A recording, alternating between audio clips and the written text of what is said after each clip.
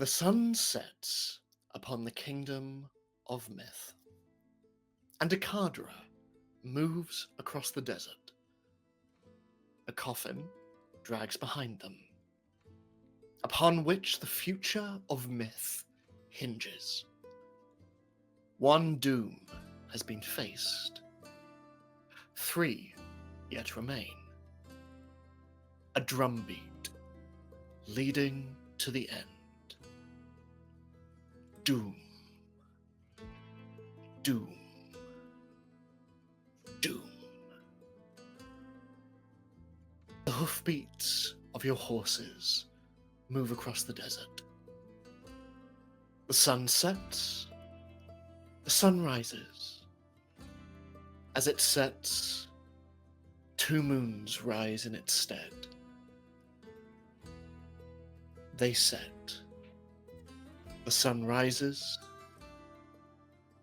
It sets. Day becomes night, becomes day, becomes dusk, becomes dawn. And these 5 silhouetted figures ride across the barren, mounted, armed, alone, a coffin dragging in their stead across the sand, through the heat, under the sun and under the stars they ride. And you, this cadre of 5, as the Acropolis of Knightsholm fades behind you, as the violet fields disappear into the distance, and as the road you are following blends into the very desert itself, you are met with mountains, long grass, dead trees, vultures, birds,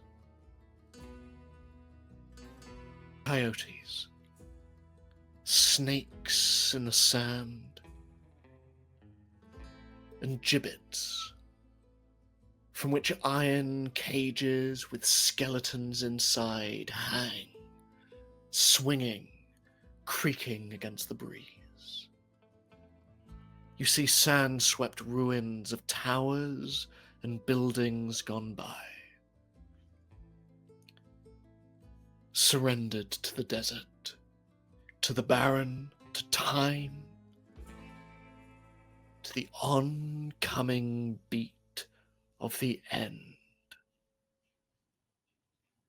And yet you ride through it all. 5 of you. You ride by day, you rest by night. Your provisions grow thin, your water scarce.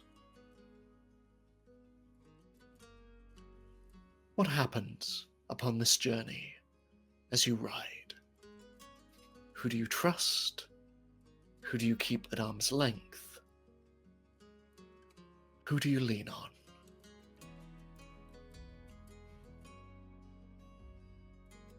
It's quite hard to be mysterious and secretive when we're all camping together. But the Soulkeeper manages some modicum of it.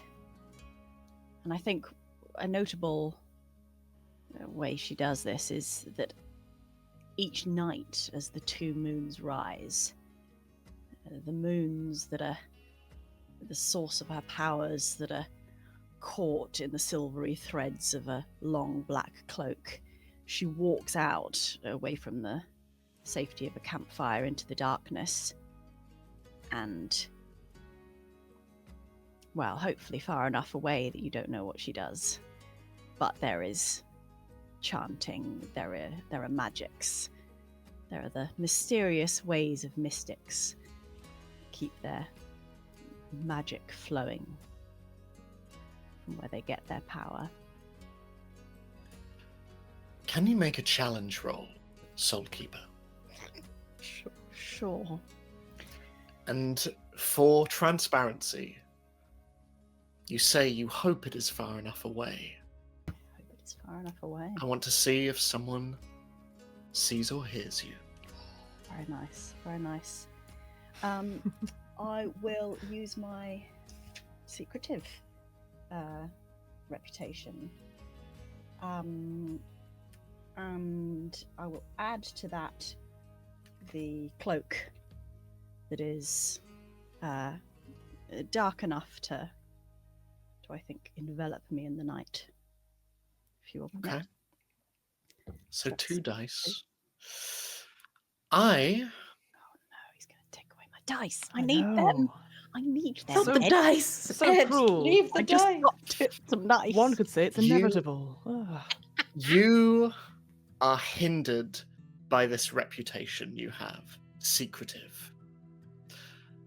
So you can minus a die, and I could minus another die, but I'm not going to because that would give you an automatic 2. So you will be rolling with 1 die. Best of luck.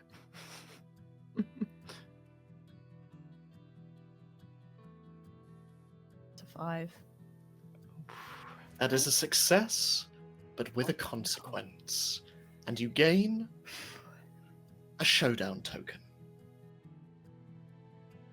What is the consequence, Soulweaver? Well, I mean, I should like someone to see, I suppose. Would anyone at any point follow? I would love to. You're not allowed to go fucking anywhere. Oh You know what? I think it's okay. This one time, I think it's fine. What, Yeah. you're letting him on his own, are you? I'm Good. asleep. Noted. I'm Thank sleeping. you. I'm sleeping. Honk shoe. I'm asleep. I think this is. I Noted. think the reason why. I think the consequence is you realize how easy I could leave as I show up silently. As the gospel leaves the confines of the camp, away from the ruins in which you have hunkered, in which your campfire flickers and burns against the blue night sky. Soulweaver, what would the gospel see? Or hear? It's up to you. I think the Soulkeeper is kneeling, chanting a few small items arranged on the ground, but one object clasped in her hands. And I think dark enough and clasped enough that you don't see what it is. Do you make a sound? Would she notice that you were there? Oh, I watch quietly. Okay. I think in that case, as if you wait, and this takes a couple hours, I think this is like a long process. But if you stick it out, Oathbreaker's like snoring back over there. You would glimpse it as she stands and puts it back in her robes. And I think you see a medallion, metallic, and it looks from the briefest glimpse almost like a mouth, like it's got teeth all round it. And I think it catches your attention and is particularly noteworthy. Maybe something you'd seen before. I will say, not even maybe. Okay. I think as you begin to wrap this ritual up, and you turn to head back to the camp, you will see, stood perfectly still. They haven't even sat down or leaned against anything the entire few hours they've just been standing there. You'll see the gospel. Not hiding, just watching.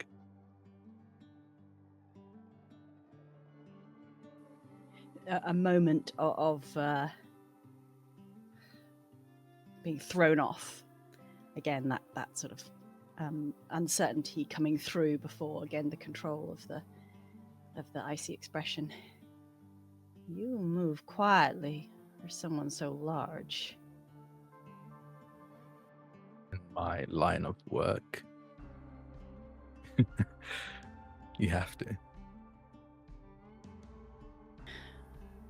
I presume the Oathbreaker is sleeping peacefully and not murdered in her slumber. There's a long pause. They don't say anything. They're resting. This artifact we carry, what would you do with it? If I were to give it to you right now, set you off, what would you do?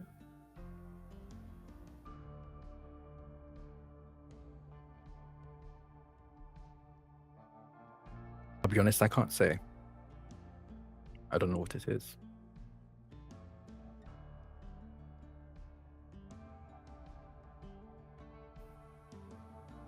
Led to believe it can grow into something powerful.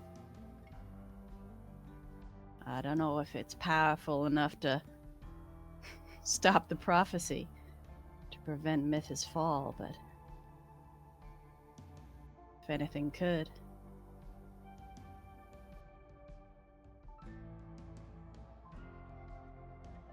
Do you want to end this prophecy, this incoming doom, Soul Keeper? And before you can answer, Soulkeeper, over the Gospel's shoulder, you see something in the horizon that you did not see before. A single light, shimmering in the sky. A candle in a window. As a stone's throw from where you are now, you see a tower.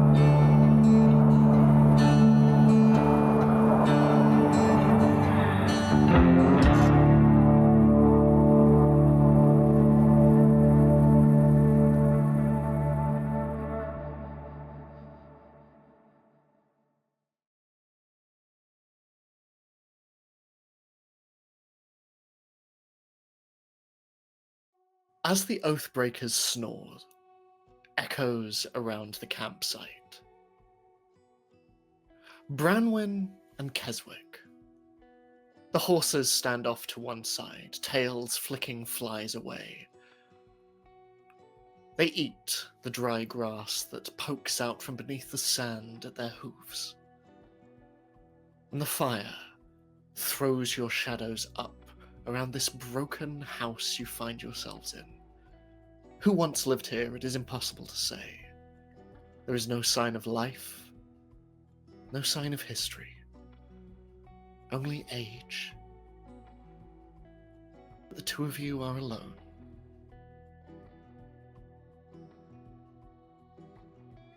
I kind of pop a seat next to you, hand you a handful of dried berries and roasted nuts. Thanks. I it's been busy on the road, but I kind of meant to thank you for bothering to shed a tear. It was a good song. Didn't like that crow. Oh, don't get me started on him. But I appreciate that. I put a lot into that song, but also, you know, it's no small thing to cry when you feel sad or anything else. It's a thing a lot of people put a lot of work into not doing. So I appreciate the openness. It's a good quality. Yeah, well, don't get used to it. Oh no, I'm not. A lot of folks closed off. But that's my job, right? Yeah, you're good at it. I was impressed. You and my soul keeper use that tone a lot. That biting tone. We're friends here now. You don't gotta put that wall right back up. It never came down. Fair. Look, you're the least annoying of the lot, so you can take that. Oh, and I will write it down in my. Okay. I will take that. How did you meet Soulkeeper anyway? What brought you two together? You're fun, she's who she is. Oh, but she is fun. You see the way she rolls her eyes? Any sense of a compliment comes near her way? See, that's fun for me. Because I know what it means now. She's also braver than she thinks and more powerful than she thinks. You don't do with all that magic stuff though, right? Hey, no. Just a storyteller. Right. Can't do magic outside of that. Yeah, what you do is real. What she does is wrong. Well, now, how can you say that? I mean, look at you. What about me? You've got a depth to you that's All right. all right. Give me a moment. You got a depth to you that's more than most of us, myself included, and I consider myself quite a deep hole. But I mean, my song reached you, and you don't know me. You don't have any reason to feel things. I just see it all over you. You got, what is that? A sadness? A mourning? Ranwin, out of your periphery, you see the coffin lying over Keswick's shoulder.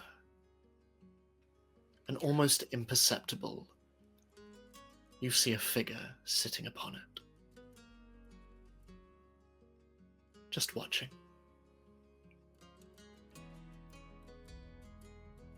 Emotions aren't magic, Keswick.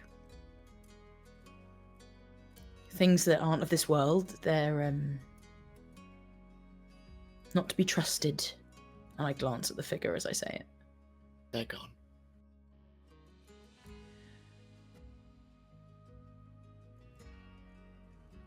I just don't want you to get in trouble. She's dangerous. She is powerful, you're right. But you don't know what she can do. I know, isn't it great? I don't know. No. I don't know the depths of her power, just like I don't know what is going on with you. Hmm. And I'd like to figure it out. I'd like to know. Find the right question. I'll tell you the right answer.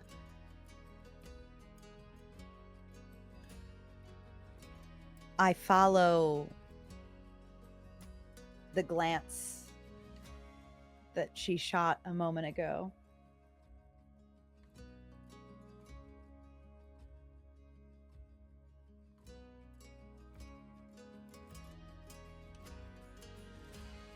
You know something about what's in that coffin that the rest of us don't?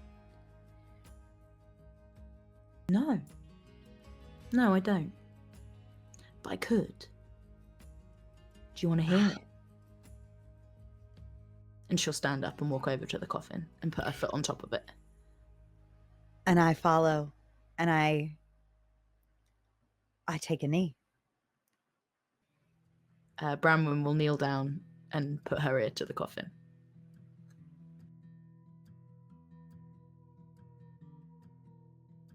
What do you want to hear?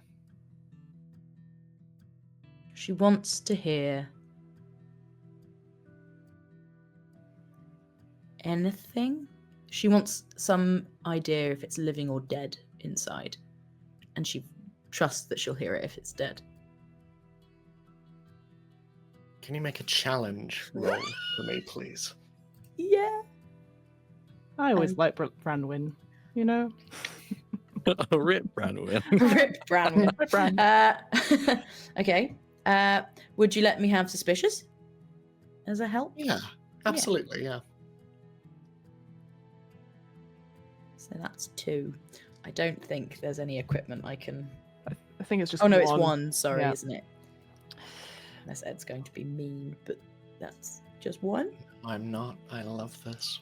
Just 1. Just 1 will be fine. Okay. It's a 5. You succeed, but with a Mm, consequence, and you gain a showdown token. Pew, pew, pew. Branwen, what do you want to hear, and what is the consequence? Fuck.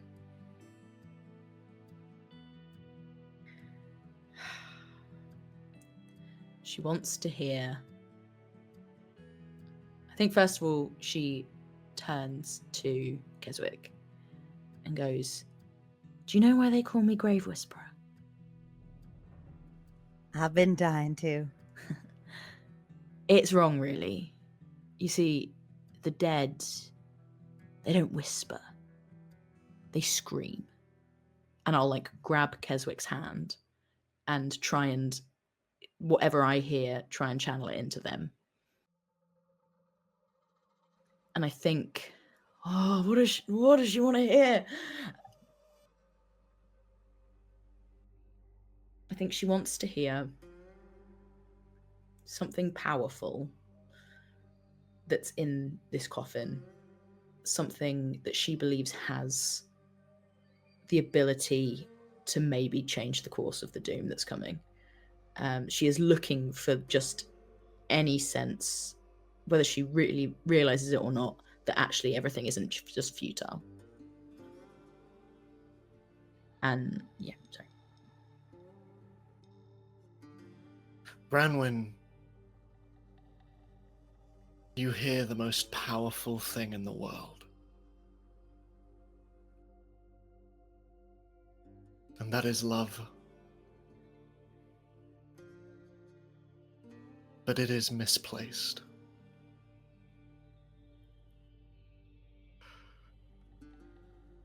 Why did you leave me? Avery.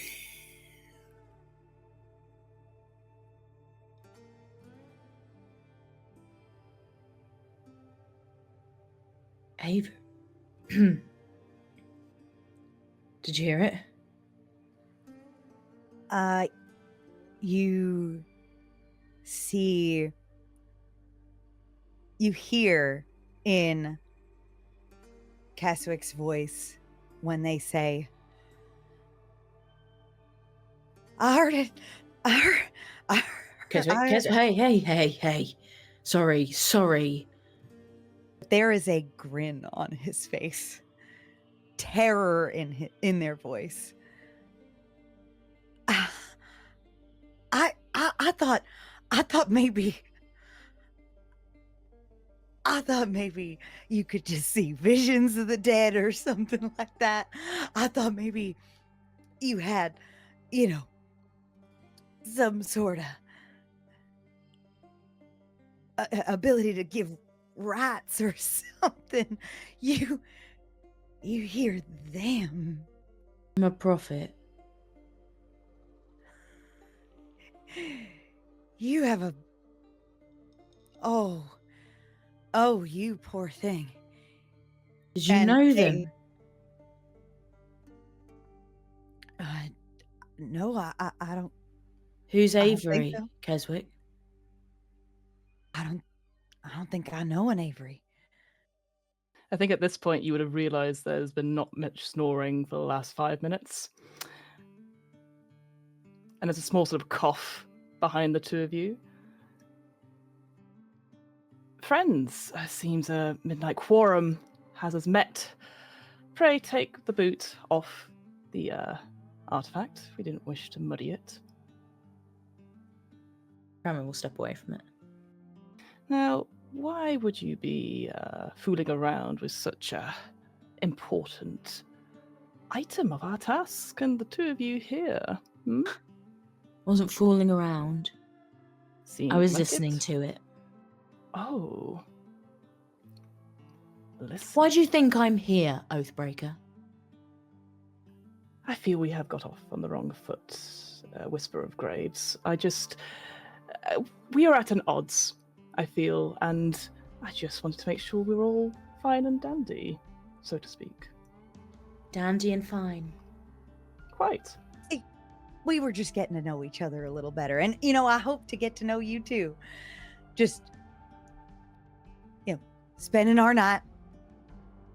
No funny business intended. No funny business indeed. I looked to the coffin. We didn't open it, did we? No, but you were very close to, my dear. And one should know an unopened coffin leads to temptation, and temptation is here. You god botherers are the worst. Right, I'm your- going to bed. Put your foot on that coffin once more, and that boot will be in your mouth before you know it. Yeah, all right. And she will curl up. And she doesn't really sleep. She's been sleeping while they ride most of the time. Because when she lies down, she faces the gospel that gnaws and just stares for the whole night. But there is no gospel there. What?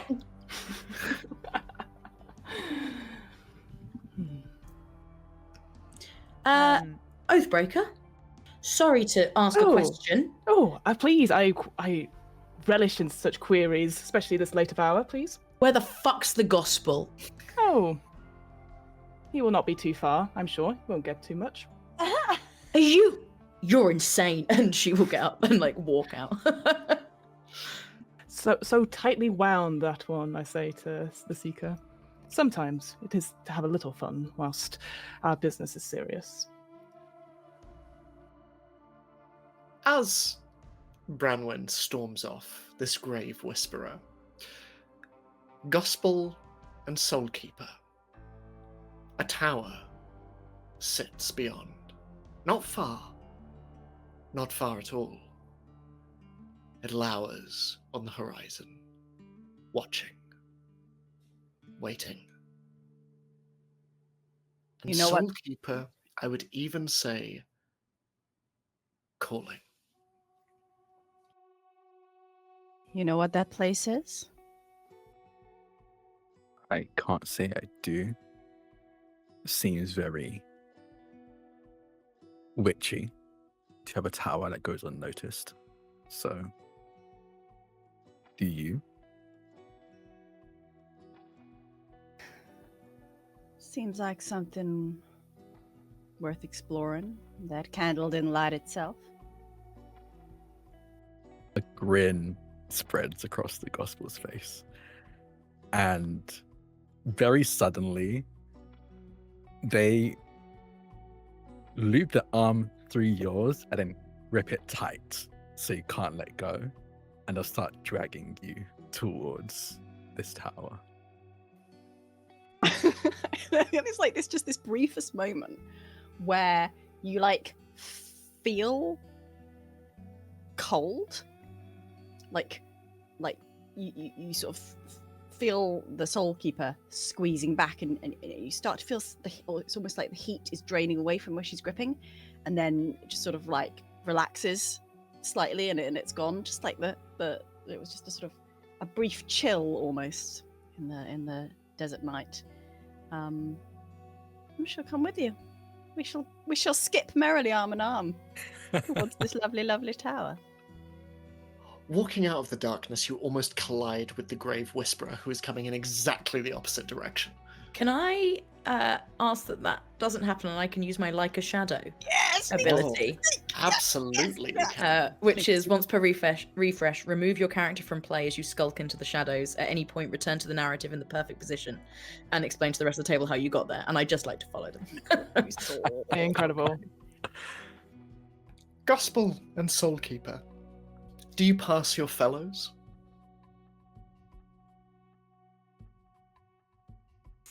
I don't hide my presence or my passing through.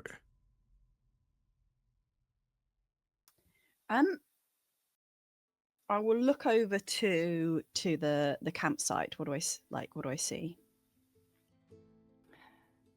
I think it's just, you know what? Actually, you see Oathbreaker possibly about to interrogate Keswick as to the nature of your relationship. Ah, shit.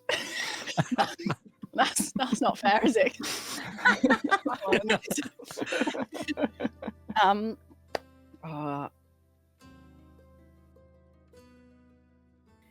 Ed, would you like us to stick together at this point?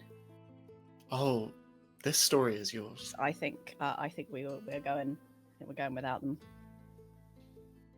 Okay, Mm-hmm. that is very interesting. You head off,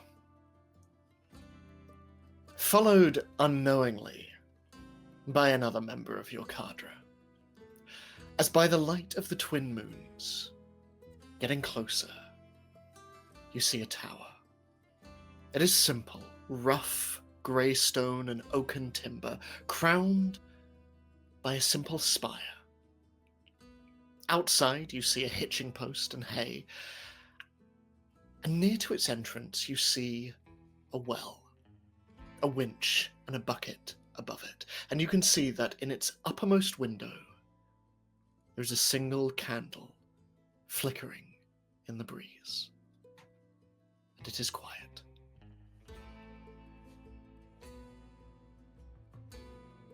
Is there a door at the base of the tower?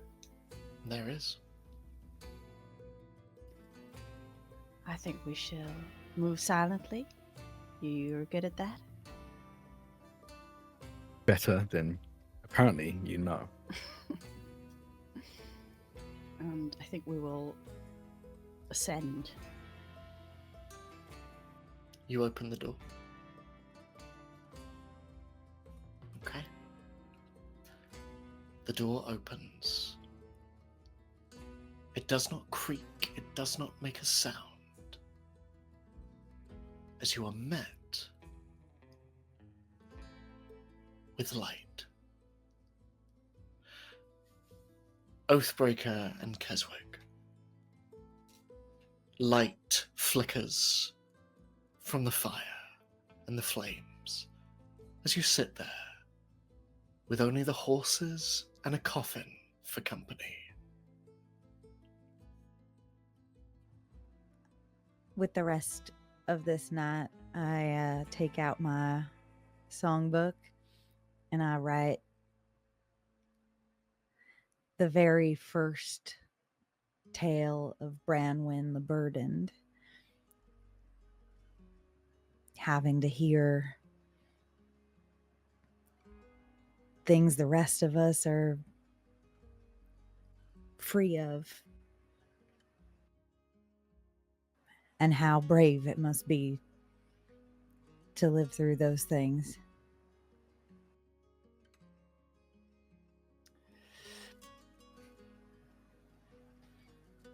I do not I think- know Branwyn. I will say across the fire. But I see the signs and symptoms of it tinges at the edges, this depression, this one would call grief, still fairly new. I can't imagine it getting old. Every new voice that she hears must be a brand new tragedy. Another burden added to her pile that she has to carry. It is, but I fear it is more of a personal nature. Often, when grief hits one's very soul, it encompasses it. It rattles around like a metal ball in a cylinder. So thou is young. Eventually the cylinder grows. The ball still remains the same. True, but I tell you what, I wouldn't want to meet the grave whisperer who doesn't carry it like that. I wouldn't want to know a grave whisperer who hears the voices from beyond the grave and takes it in stride. Indeed, wise words. And I wish to say the test we saw you play out, very bold choices. Oh, well, thank you. Yeah, I was glad to play for you all. I knew it was gonna be an easy win for me. I mean, yeah, I wasn't worried at all. Well, your prize a tongue. What next? An arm, a head. I can't see what use I'd have for those. How about a heart, such as one of Soulkeeper? Now, Pray, what is your intent with her? my intent. You want to know my intention with the great Soulkeeper, my Soulkeeper? Indeed, I wish to hear it from your very lips. And I'm happy to tell you, Oh, to speak away, friend. we're friends now. For now. Well, I'll tell you what. She is the key. She's everything. And I mean that. I don't mean to say that I love her, which I do. I mean that I love her because of what she is, which is the single most important person to ever have graced the ground we walk upon. She is the one who's gonna save everything. And I know that because I see the soul she keeps. Hers. It's bright and big and full of power that she can't even see yet. And my intention is to make sure the world knows who saved them. And that starts with her. It ends with y'all. You do use so many words. I do go on. Have you told her? Plain and true. Told her what? That you love her. Oh, well, if she don't know that, I mean, I guess I haven't said it in quite so simple terms. But like you said, I can be verbose, and I have been quite that about her. And to be clear, when I say I love her, it is bigger than what I think you may be implying. It's not that I don't think she's the most marvelous creature ever to walk the earth. I do. But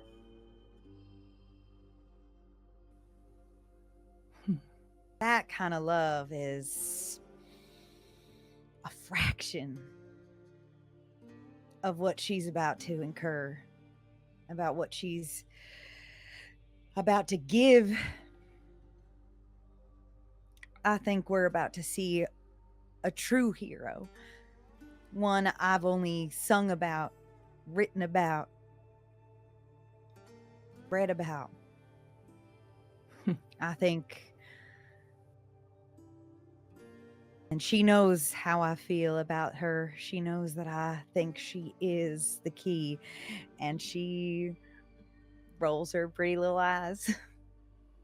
You talk about heroes as if they are brave knights and do heroic justice, but let me tell you something, my dear tale weaver. Heroes do not always wear a cape. They make the hard choices.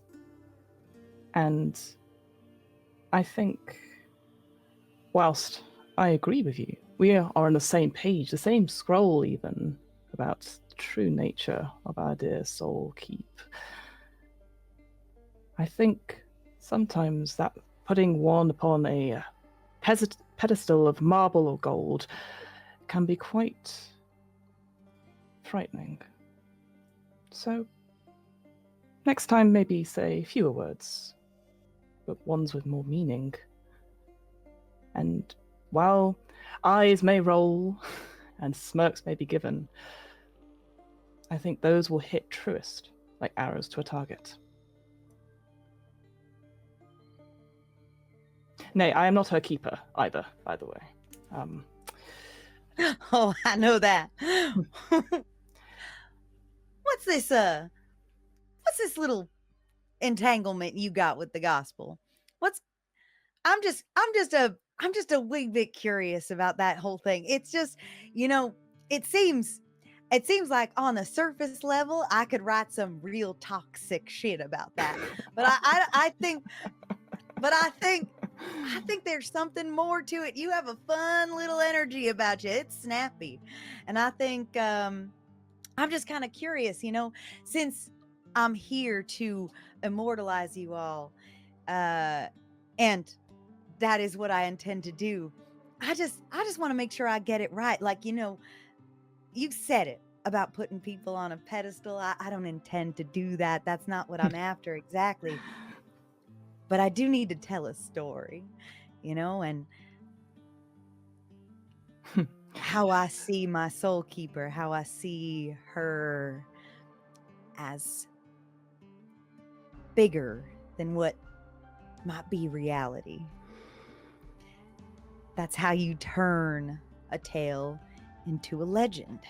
And that's what I'm here to do. So if you would just enlighten me, I'd like to sit back and shut my gap for a minute. I will be brief, for it is not a long or sordid tale. The gospel and I have history, 'tis true. We are sides of the same coin. And, well, it'll be unfair to him for me to say my piece without him here to defend themselves. But thrice we have met, and thrice we have drawn. There is no more to it than that. We are equal partners, matched in every way. And that is it. Equal partners, then. Well, It seemed like there was some sort of unequal thing about it. I'm sorry. You go. No, I just see this sensationalism that you are putting upon your story. I just wish to give you the facts of truth. Is that not what you wish for?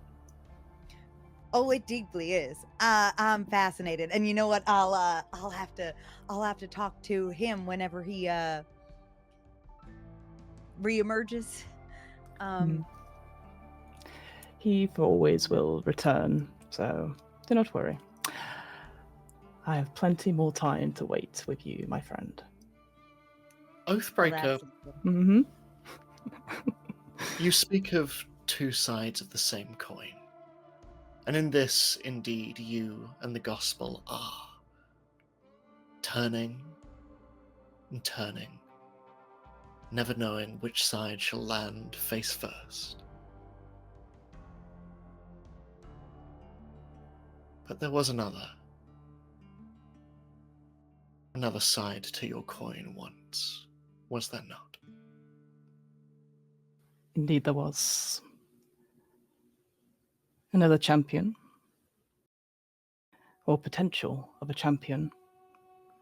We fought a duel, and she lost and I won. And that is as simple as tale it could be. You spoke of eyes, and arms, and hearts. Which of these did you shoot her through?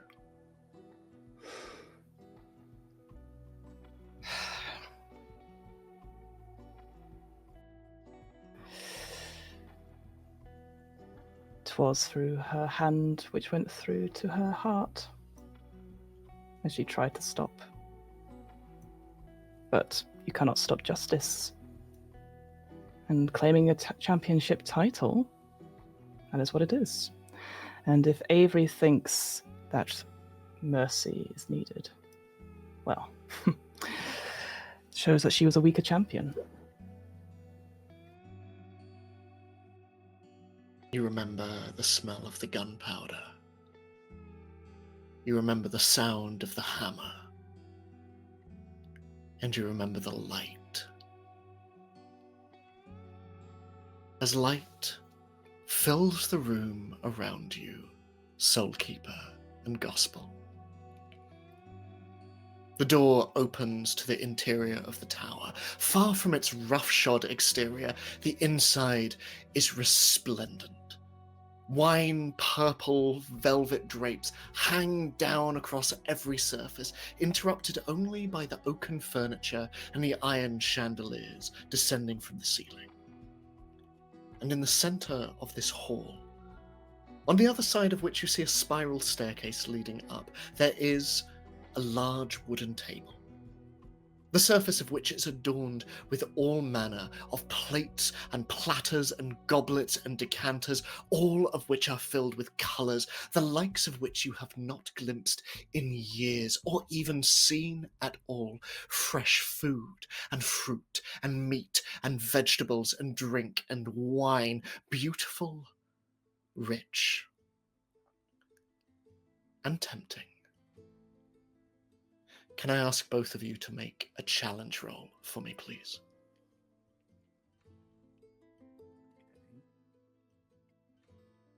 I have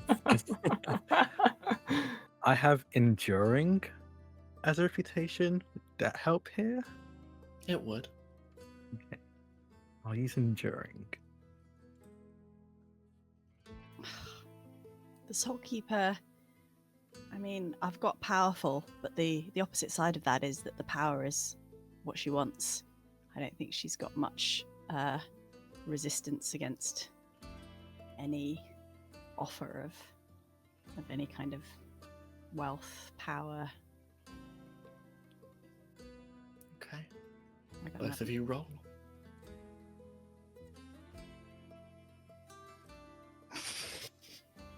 Rolled a 4. A 4. Are all What did you roll? Are all 2 1s. Yay! Gospel. You succeed, and you gain a showdown token. You also incur a consequence. But I think we both know what that is. As you turn to your side, and you see the Soulkeeper reaching out. What is it you take, Soulkeeper? It's what is there that speaks to arcane power. An apple. Calls to me. That. I need that. And I shall have it. I shall have whatever I wish, or what good is power for.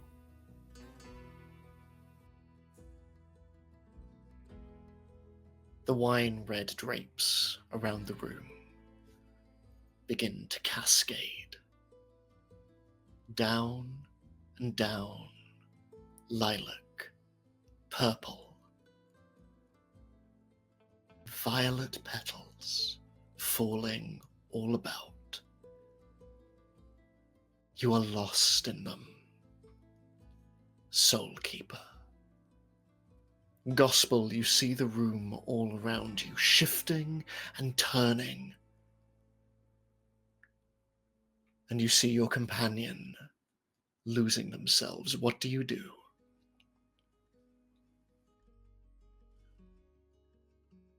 Yeah. In this moment, there's a temptation to leave. To leave Soul Keeper behind.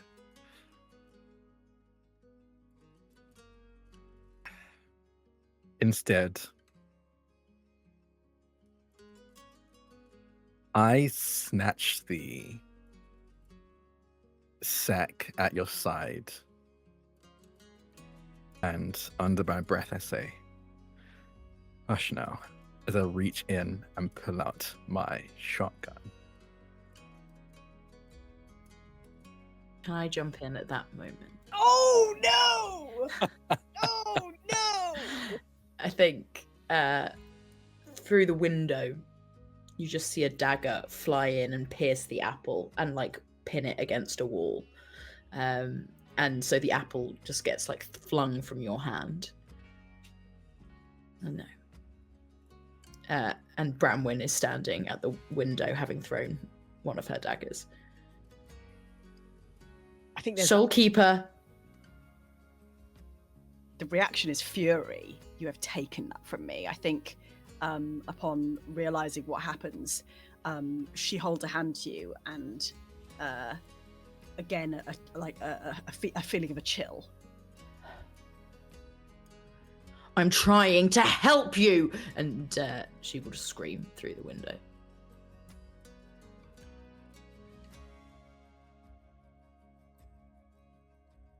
Okay, I'm curious now. Do you think this happened before I got my shotgun out? After? What do you think? Were you trying to stop him? No, not trying to stop I him was getting the trying to gun. I was trying to get the apple away from you. That Okay. was- Okay, Yeah. okay. Okay. In that case, I don't think. Soul Keeper is not in of a mind to stop you if she's even noticing. There's an apple at stake here. Come on. in that case, I think even as this blade flies past, pinning this apple into the wall. Oh, also, just to add a little detail, as it pins it to the wall, the apple starts to turn rotten and sort of melts off the blade. Don't worry, I think I'm gonna make it worse as I pull Hush out this double-barreled shotgun and my sainted iron. It's kind of forged out of a dark coffin wood. It's stock wrapped with like ivory leather, long faded and been stained with blood, grime, who knows what. It has some faint impressions of broken wings and thorny vines along the barrel of it. And now that it's in my hand, the whispers, the irritation that you were experiencing softens. And through the window, you see me for a moment point at the back of Soul Keeper, and then shift and I start firing at everything on the table. Every piece of food and drink, I start firing it at the table. Bramwyn just smirks and steps back from the window.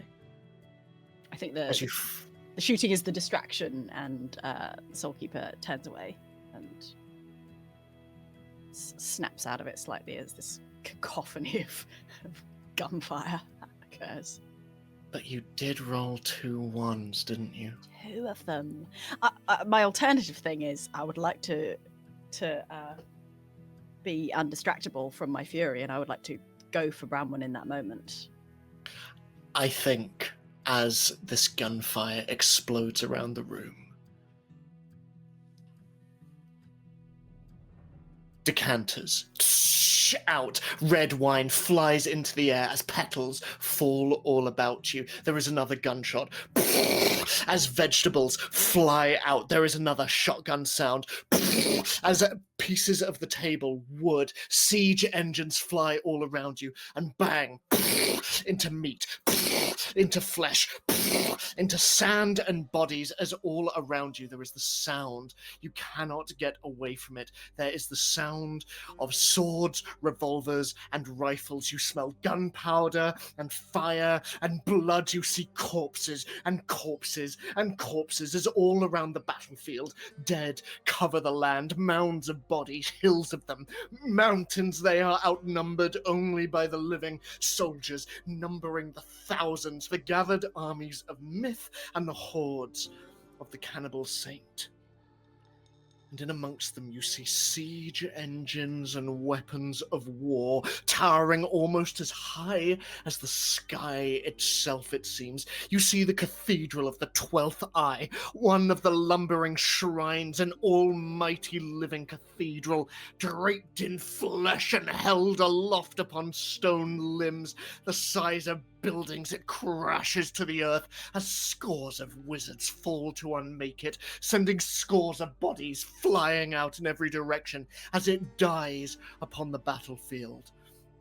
Night's Home looms in the distance, smoke rising from its walls and towers as it is assailed by a barrage of flaming catapults. The screaming of its citizens can be heard for miles around. And you are facing it, Soul Keeper. You are facing Night's Home.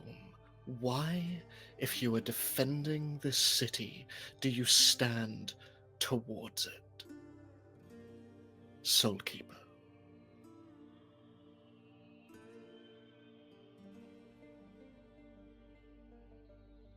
And I see these bodies, and I see the bodies everywhere, and I reach out my hands towards them, and they rise up. They move. They rise with the rasping, with the screams, and I see the faces of the defenders of Night's Home as their fallen comrades rise up again in front of them, facing them, clawing at them, screaming, swiping at them, and I feel so powerful. You see defenders fall, chaff for you and your master. As in amongst this ravening horde, you see the cannibal saint crouched over the body of his brother, lifting him up towards his mouth and descending his teeth into the flesh of his stomach, pulling out entrails. And as blood sloshes all around, you see others falling, dying. And you see a figure whom decades later you will link arms with and skip towards a tower in the desert.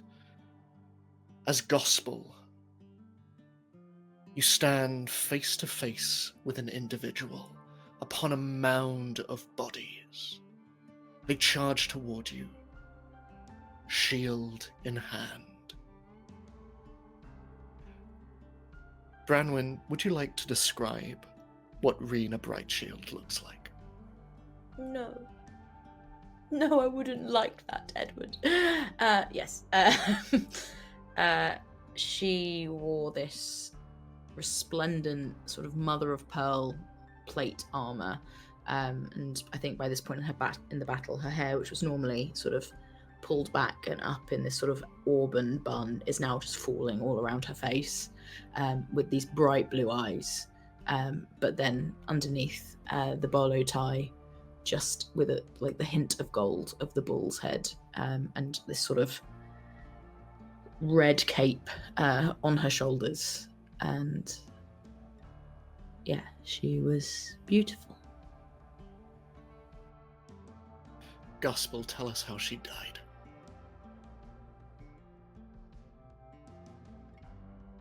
The gospel had just dealt with Sir Bielt, the Unflinching.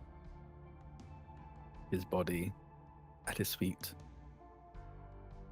wounds with teeth embedded in them, whispering, his whispers and cries joining them.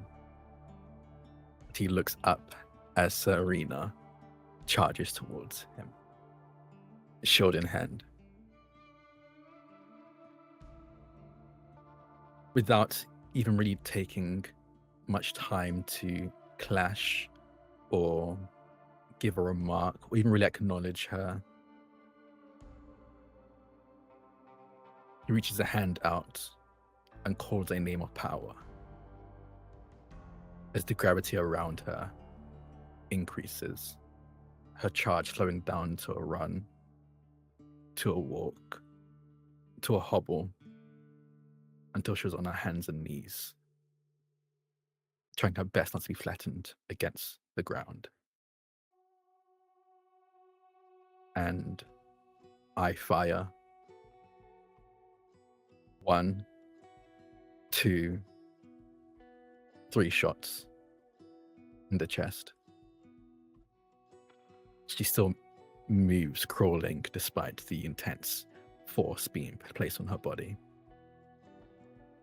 So I pull a dagger from my boot and push it into her neck.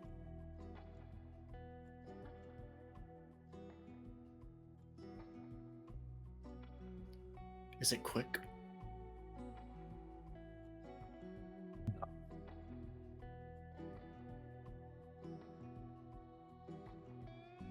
She bleeds out amongst the petals and the sand. She dies before you. And you are the only one to hear her last words.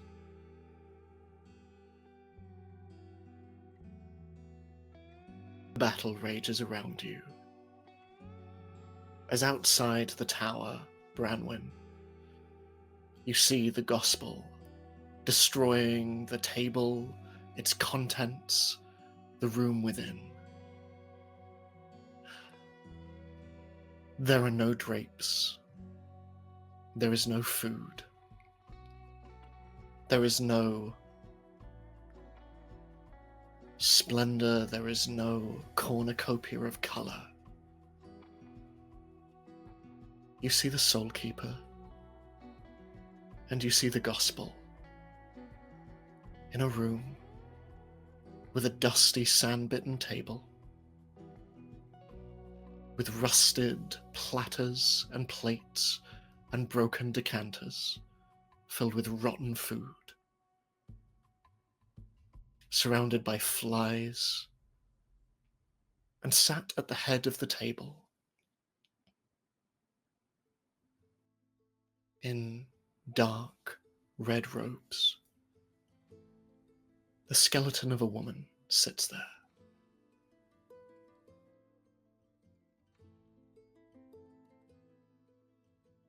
She sighs and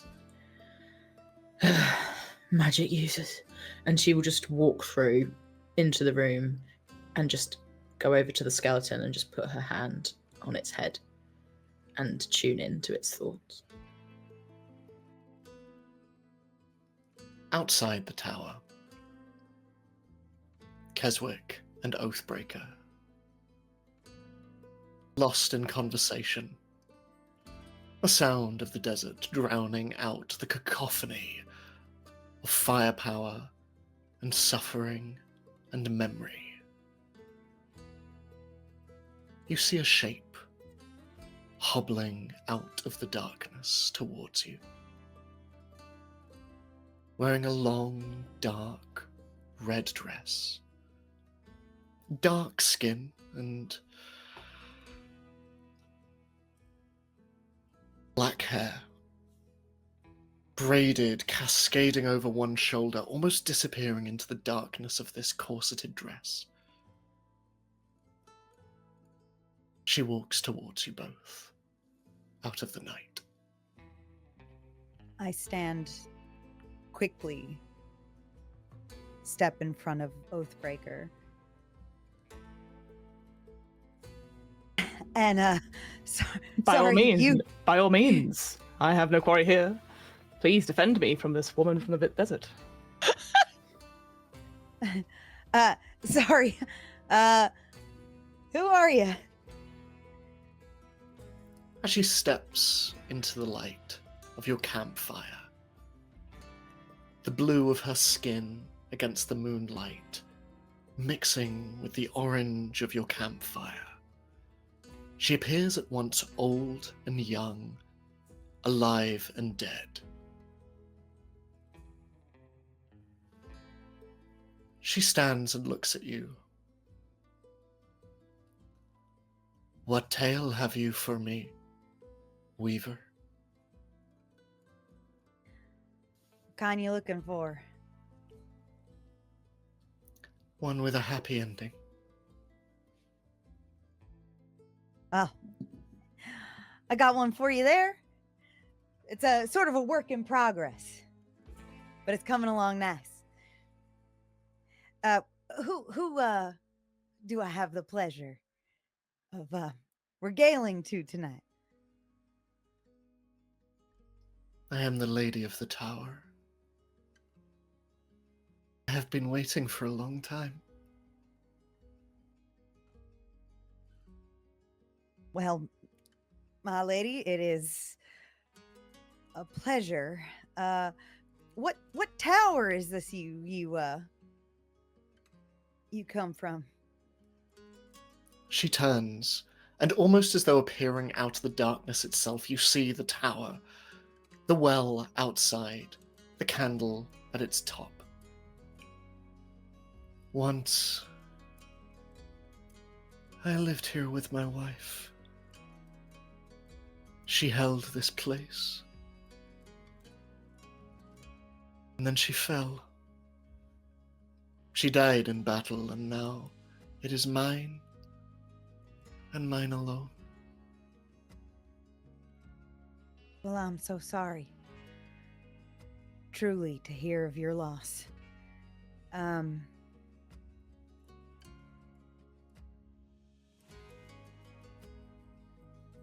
Your tower,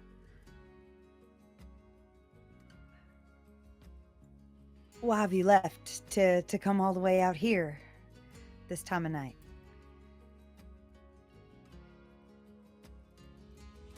I can hear the whispers. I think my rest is coming.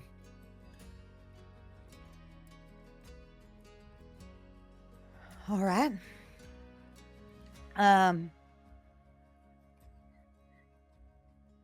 And like very gingerly leaning forward. And is that something I can help you with? She leans forward, and she looks not at you, but at the Oathbreaker.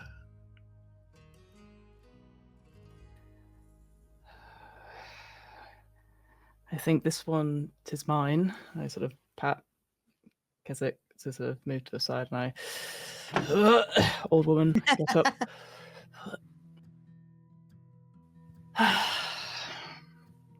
Time and time again, you wish relief from this place, your tower. I wish to release you, all of you. I fear there has been some mix of signals. You came to us. I do not need releasing of anything. Seeker? No? I think it's time then that there's no more things for you to help us with, so be on your way. The tower is just there. I know where you travel. Tomorrow you step beyond the board of the forts and into Visage. Anyone could have guessed that. It is a Perhaps. normal way, my friend. I will give you this chance. Tell us what you need or want from us, or be on your way, and no one here may be hurt. 'Tis a simple ask, is it not?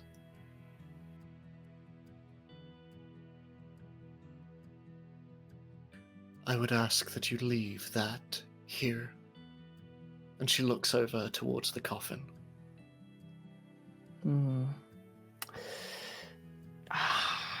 That's the rub, unfortunately, in our, the line of work that we have been ascribed to. That little old box is ours, so we will take care of it as the keepers. You have no claim to it. Apologies if you have come such a relatively short distance to no ends. Can I ask you a quick question, Ed? When I heard the voice from the coffin through Branwen, was it a masculine voice or a feminine voice? It was a feminine voice.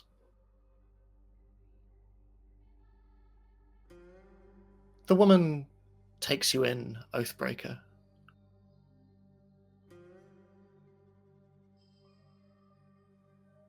You know you are being deceived, Godsman. Yeah. Every day. But it's fun to play, is it not? Along with the japes and stuff. Makes one feel young again to be intrigued when all the signs point to doom. And you welcome it. Oh. I try. And yet it keeps evading me like prey. I have no fear of it.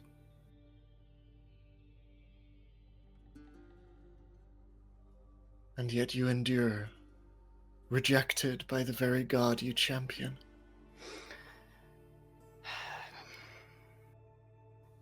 I believe the term is not on speakings. But day follows night as the two moons follow the sun. I have no quarry. I will ask you again. Leave myself and my friend, and you'll leave with both of your feet. Before you do, I sort of try to hold up a hand for a second. And Ed, after I heard her introduce herself, I have an ability every story ever sung. What story do I know about her?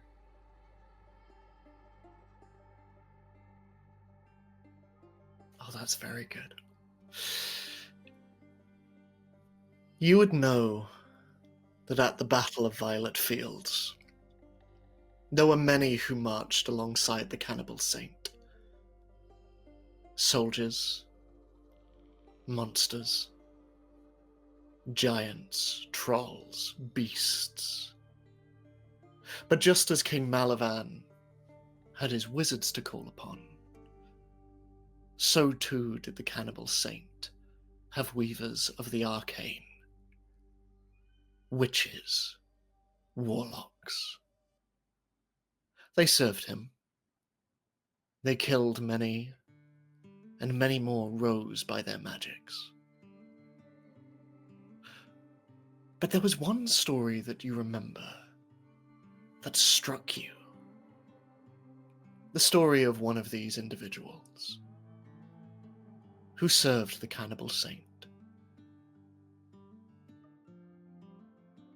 until she fell in love. And she ran. Hand in hand with her love, she ran away from Visage, past the border forts, sitting together inside a lonely tower. That is where the story ended. It was one of melancholy, and of hope, and of change.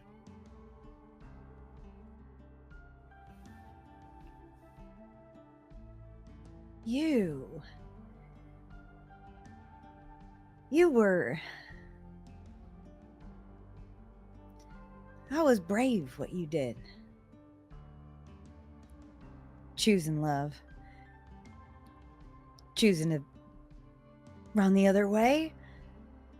I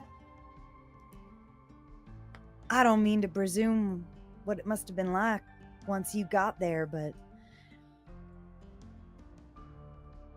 as a lover of love myself, I've always loved your story. And well, you asked me for a happy one. I think right now I'm kind of having a moment.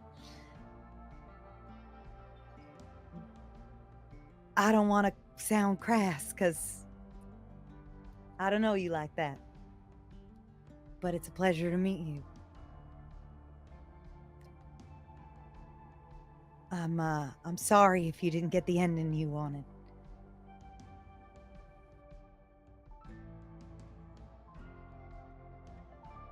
She nods, as caressing her skull inside the tower. Branwen, what do you do? I would like to. Oh, this is. I think I'm just touching it and seeing if they want to talk to me. Some corpses desperately want a way back to talk to the living. Others aren't paying attention anymore. And I'm just trying to see what is going on here, see if they want to talk and whether that will make whatever is going on with these other two stop.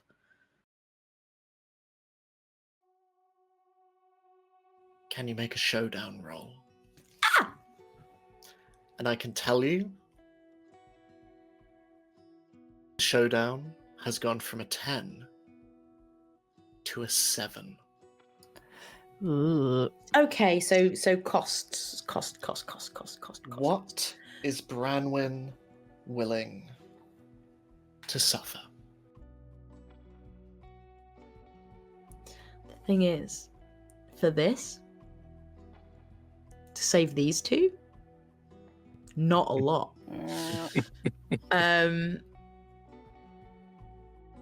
The only thing, she doesn't really care about Soulkeeper. She's made an attempt to save the Soulkeeper, but she'll be damned if anyone else is going to kill the gospel that gnaws.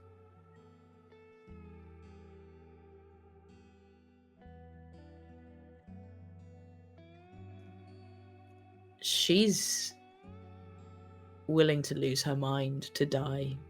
She will fall under whatever spell is in this tower. She's not letting anyone else take the gospel. Add 5 to your roll. Yeah. That's just 2 then, isn't it? It's just a 2. We just need a 2 and above, everyone. Was 3. was 7 a difficulty without the showdown tokens? We have No, two no, showdown. No, using the Oh. social tokens. 10 without. 10 Okay. was, yeah. And it goes down to 7. Okay. Oh boy. Emily Bates. No. Adios, ladies and gentlemen. I got a 1. Okay. Come hang out with us in this tower forever. It's Yeah. It's gonna be lovely. Just me and Having a nice Keswick time. from now on. Yeah, that's it. Branwen, as you caress this skull, you look into the depths of its eyes. Pits. Dark. Holes. Bottomless and endless. Within these circles, you see a stone podium, upon which a naked figure crouches, chained for crimes unimaginable, as the gospel sits underneath Night's Home. The door opens and light streams in as you see the fires of war. You see soldiers, you see machines, you see the rise and fall of the forces of the cannibal saints, of King Malavan, of the future of myth.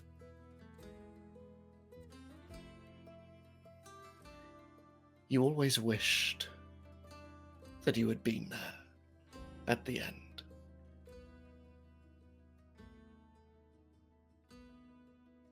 What do you see, Branwen? What do you see as the gospel kills the only woman you ever loved?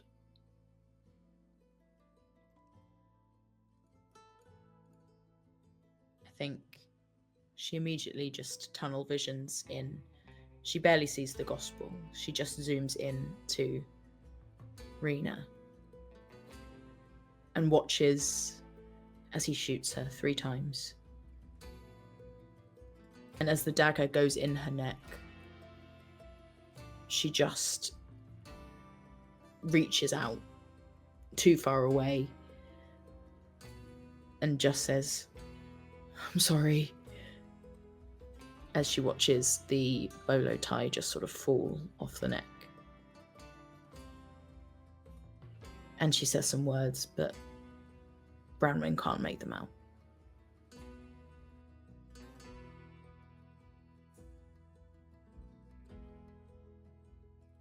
You do hear them, though.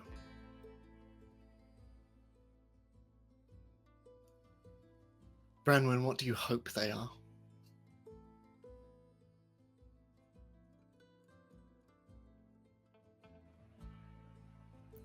She wants them to be about her.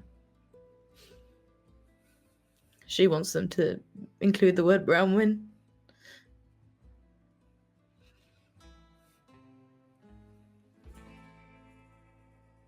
They aren't.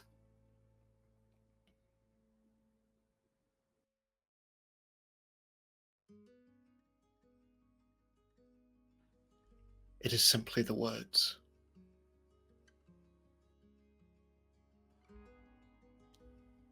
Don't.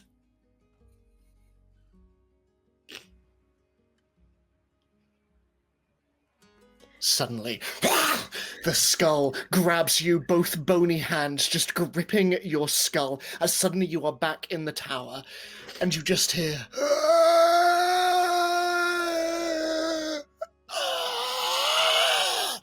None of you will leave this place. Your charge shall travel no further. You are delivering the key to your doom to the gaping maw of your enemy. 2 dooms remain. At the last, the oath that was broken shall be mended. The cathedral shall rise, and the gospel fulfilled. The 1 shall be 2, and the 2 shall be 1, and all shall be lost. And with that,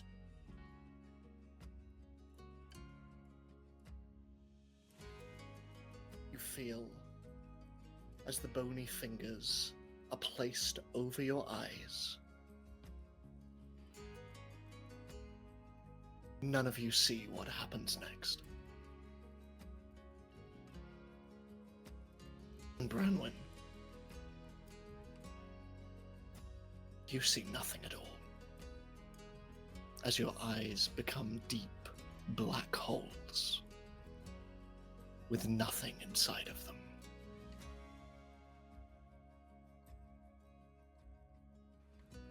And the skeleton falls down, silent.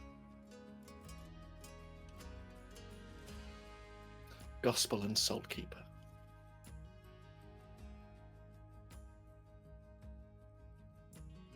I think in the moment where the visions are still swirling, I presume they end when the...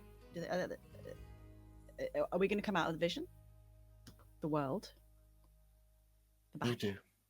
I think in the moment before it drops, it sort of fades into this dusty room. I think gospel, you see the Soul Keeper's true form behind the illusion.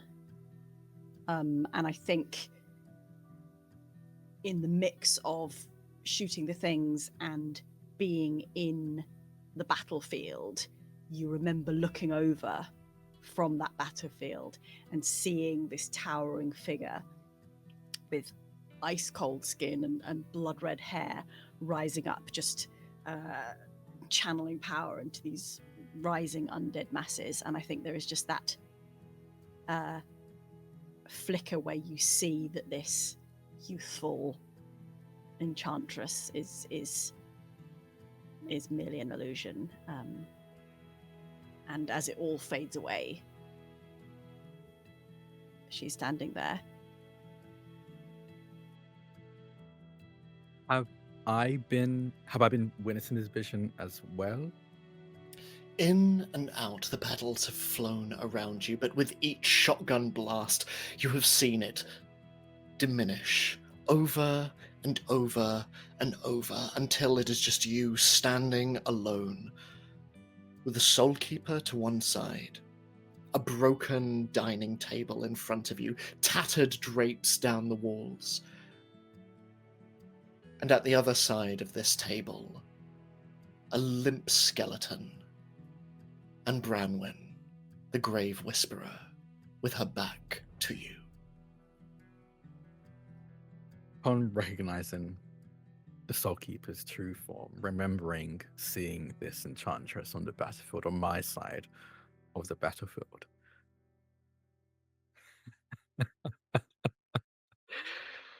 oh, you had much better treatment than I did.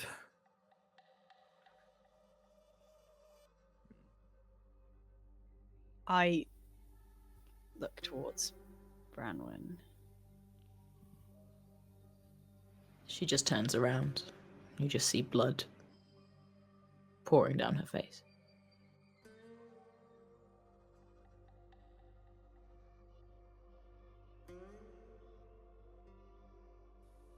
What has happened here?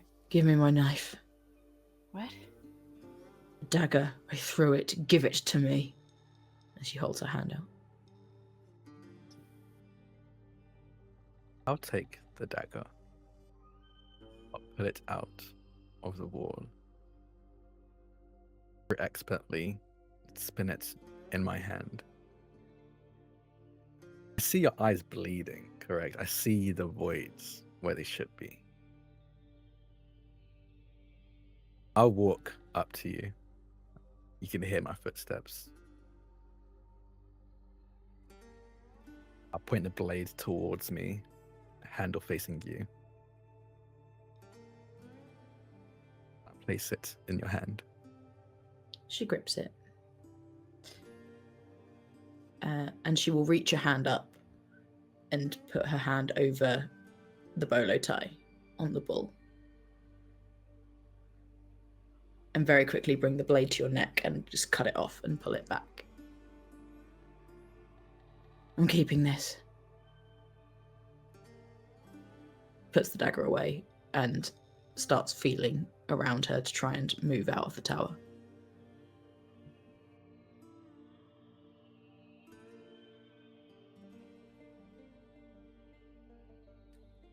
I look to the Soul Keeper. I assume she won't want my help. Maybe you should help her out. I can still hear, you know.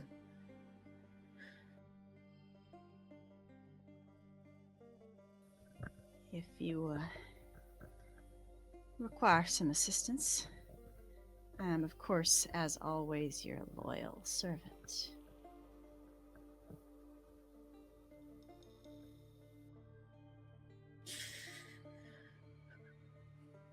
Just walk in front of me. I can hear you. I can follow you. All right, then.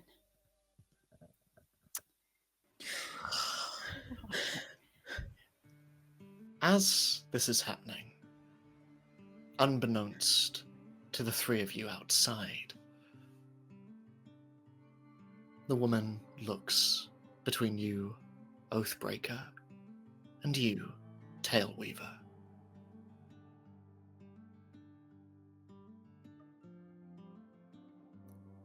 Tell me, before the end,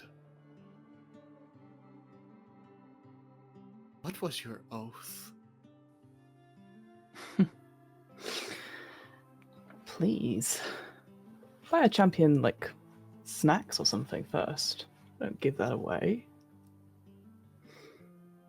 As I said, leave now, or I'll be taking your feet, maybe a hand or two as well, just to make sure justice is truly served here. Oathbreaker. I get it.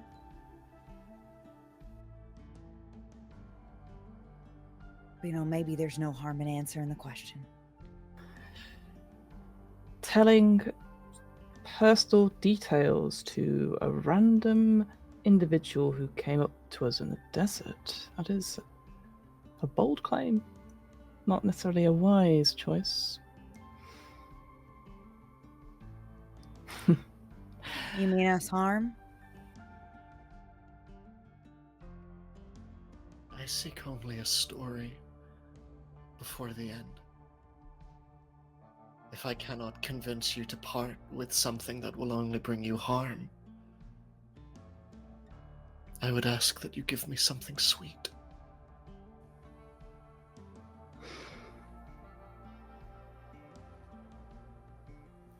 I'll indulge.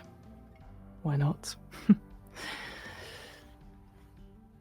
I broke an oath to my sister.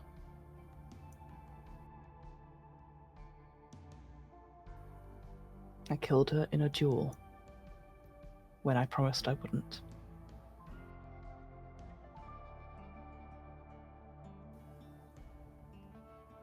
See? A simple tale, dull, uninteresting, no flair, no spectacular.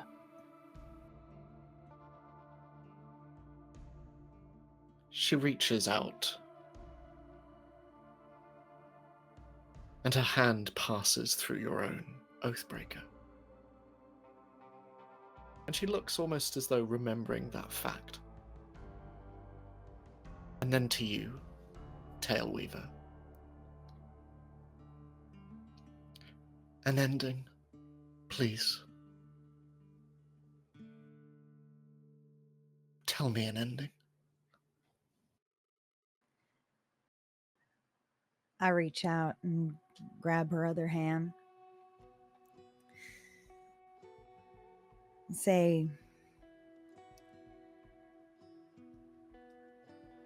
life was endurance.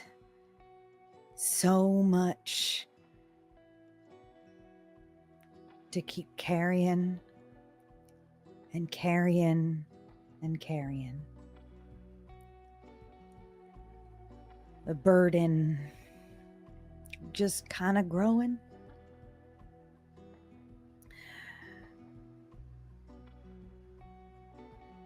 And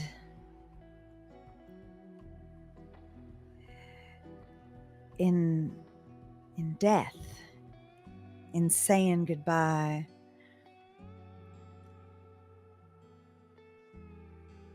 there are those you get to rejoin. There are people you get to see again. And there are burdens you get to lay down. That's where I'm headed. That's where we're all headed. And you deserve to lay down some burdens. More than most. I remember your story. And if it's all right with you, I'd like to keep telling it.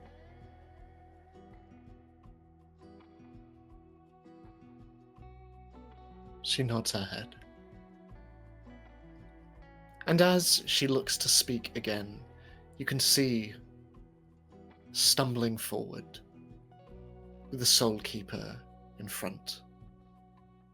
Branwen.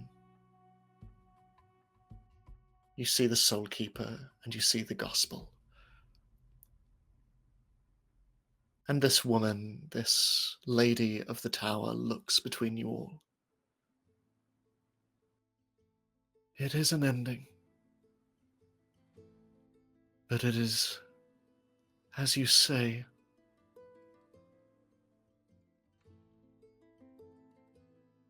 you are all going to die.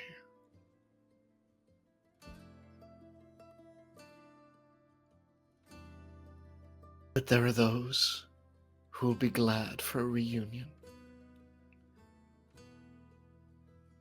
Even you. And she turns and looks directly into the eyes of the Gospel. And for a moment, you see a face reflected back at you in her eyes.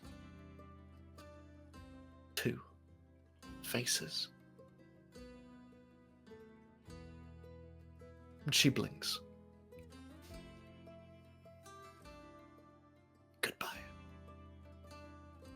And with that, she melts into the ground, or ascends into the heavens. It is impossible to tell, but she dissipates to the winds as the crackling of the campfire between you all begins to dwindle, until with a hiss, it goes out. Two dooms remain. One will break you, and the other will end you.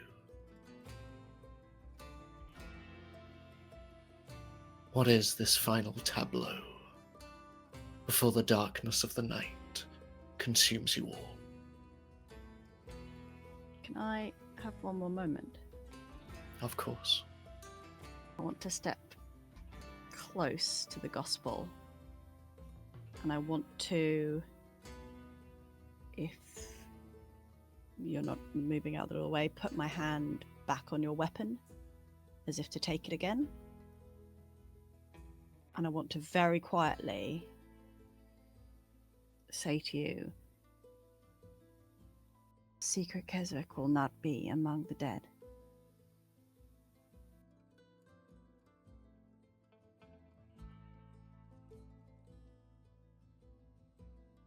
There's no response, but they give their gun to you.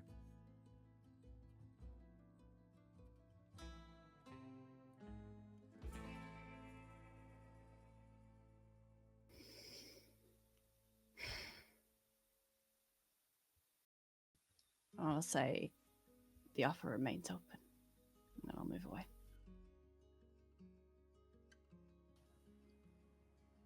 Keswick. Yep. As this woman melts away, and as you sit there beside the campfire, where do we leave you?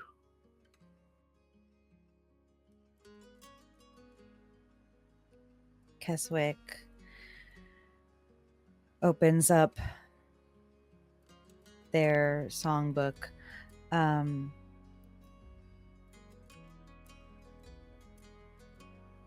And writes a story of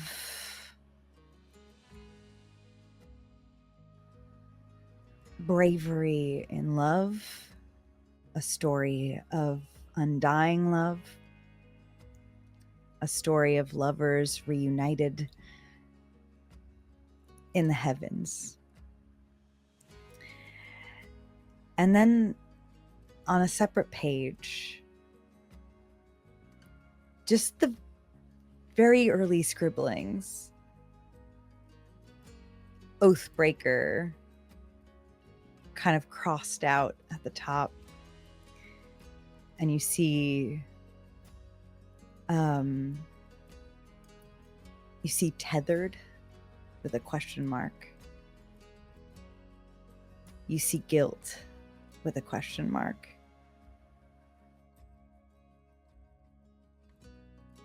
And both of those have just been crossed out as they try to get to the heart of your story. What of you, Oathbreaker? It is a great question. I think the sudden return of our 3 wanderers, there's a moment where I think Oathbreaker's eyes catches with Soulkeeper, and there's definitely like a sort of acknowledgement, and then sees what has happened. And without a word, we'll go straight over to Branwyn as carefully as possible, like, touch her arm and say, come, it's okay. No, No? I'm fine. Please, at least let me take a look and possibly a bandage or 2 for the night. Fine. Come. And I look towards the gospel. There's no emotion on my face. I just look back to you. And I return my gaze back to Branwyn and take her to the side and fuss over her the appropriate amount with consent, as an old woman would do to anyone that was hurt. Just wrap it up, please. I Yes. need to go. I need to walk. Yes, no, I know. Now, which bandage shall it be? This one? This is a good one. Ah! Maybe, if only one has... I don't give a shit about the colour, do I? Well, I have one with stars and one with some horses. Horses are quite fun. Tis not a time to laugh. I appreciate it. Hold still. As you feel these older hands upon you, around your own hands, Branwyn, you feel fingers intertwine with your own. I'm here, my love. You're almost there.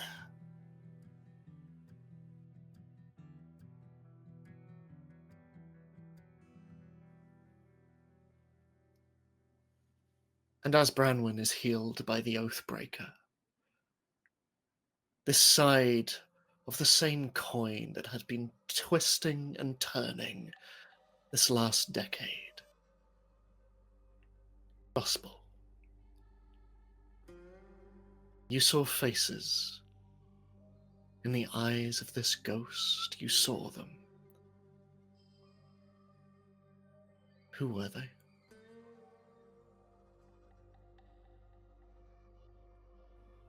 My wife and my daughter.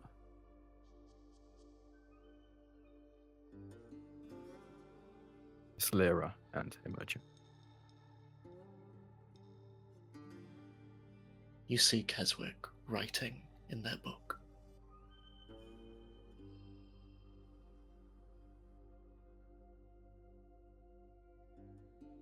I think I just stare. Seeker quits Keswick. Why?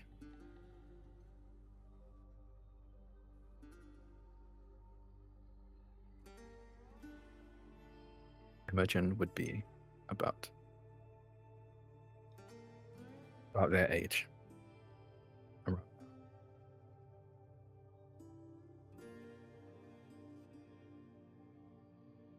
The moons rise, and the campfire goes out, and the coffin lies to one side, silent as the grave. And that is where we're going to end this week's chapter. Woo! Woo! Yay! Woo! Yay! I Yay! love playing games with my friends. Split the party, they Fun. say. It'll be fun, Yeah, they it'll be say. fun. LOL. I love rolling dice. This fucker. This fucker. Oh, well done. This fucker. I don't know why, but I knew it in my heart. It was. I gonna knew be it. one. I picked it up and knew I was it like, I can't do it. I was like, I know I felt can't roll it. this. And I was like, no, Emily's I being felt silly. it And I rolled coming. it. I did too. Prophecy. Oh my god. The prophecies will come true. I do love you all. Like, I really need you to know This that. is your love letter to Do us. this Hey, This is what you. every This is what you fucking do to the people you time. love. yeah. Yeah. No. Yeah. All truth being told here. Absolutely. That is the end of chapter 2. We have one final thing before we go. We Yep. have a little mini lore drop. Yeah. Fit the tone. Yeah. Totally. No, Yeah. no. Yeah. Is it about sad? Is it about the ghosts of loved ones? No, it's about horses. So Horses. Hey! Oh, we haven't talked enough about our lovely We haven't, horses. yeah. Like, we have such great horses. I have a horse called Badger. Brownwing goes over and hugs Badger and cries all night. That's what happened. How's Mabel doing? We need to know. Mabel's fine. I like the idea that the next episode we're actually all playing our horses. I And would then like yeah, to Badger. all be our Badger. horses. I would very much like to play now. No. You okay, Brenwyn? Well, once we've all died, Yeah. Yeah, that's enough. Grace with the Play the our horses will be all that's left to play. So, the brief fact I have about horses is that so when horses are born, foals as they are born with hooves, right? And you think to yourself, that's probably incredibly painful for the mares. But did you know that when they are in the womb, horses will have something called, I'm going to get this pronunciation wrong, epiconium, which is like a soft rubbery S type thing over their hooves. Yeah. And it looks, I'm not, again, you guys can look at it in your own time and say that to viewers as well. It looks a bit like rubbery artichokes, like things. They look very Eldritch-like. So when they Yeah. appear out, they look horrible. But as soon as it hits the air, they start to harden and wear away. So within about 48 hours, they're gone. But yeah, they're also known as foal slippers or fairy feet as well. And yeah, they're basically there to protect the mum as she gives birth, because these hooves obviously would be very painful to go out. That's literally my fact. Because I love it. I saw. Let me tell you, there are so many YouTube videos and Instagram reels showing them. Be careful. My algorithm is buggered as a result of seeing all these things. I've been getting so many of the hoof cleaning guy. Yes. The one who like cleans the cow's hooves. Hoof and, like, doctor. Yeah. Yeah. Yep. Yeah. Get a load of him at the moment. ASMR. Yeah. Yeah. So I also have a horse fact. It's my favorite Yes. horse fact. Oh. All horses in the northern hemisphere have the same Yeah. birthday, and all Oh yeah. horses in the southern hemisphere have the same birthday. Horses only give birth on one day every year. What birthday? Yeah, Yeah. What's birthday? it's Hang on. true. I think it's All horses January have 1st. January 1st and August 1st. Yeah, it's I 'cause won't they just give elaborate, but them- all yeah. horses have the same birthday. That feels like a We'll that's have a like an look. AI fact. All Surely that's horses- That's a wild. fact. Do all horses have wild. Like the same it's like birthday?